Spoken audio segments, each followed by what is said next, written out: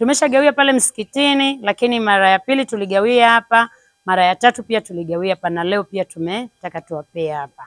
Kwa hiyo nadhani kuna ambao yawezekana walishai kupata kipindi cha nyuma, sijui. Lakini idadi kama alivyosema kiongozi wenu kwamba imezidi, msife moyo wale ambao mmekosa. Lakini bado kufika hapa kuna kitu ambacho utaondoka nacho yawezekana. Kama sio msaada kwako, ni msaada kwa yule uliyemwacha kule. Kama nilivyowaambia, mimi naitwa Dr. Flora, ni mkurugenzi wa taasisi ya Nitetee Foundation. Ni taasisi ambayo inasaidia wagonjwa, lakini ndani yake pia tuna kituo cha kulelea watoto ambao wanafanyiwa ukatili. Kwa hiyo hii DDF Herbal Clinic tumekuja kuifungua baada ya kwanza kufanya sana kazi za jamii. Na sisi hatubagui wala hatuchagui. Tunasaidia kila mtu, na special mimi napenda sana dini ya Kiislamu. Na hata nilibahatika kwenda Oman kipindi fulani. Ilikuwa bado kidogo sana niwe Muislamu.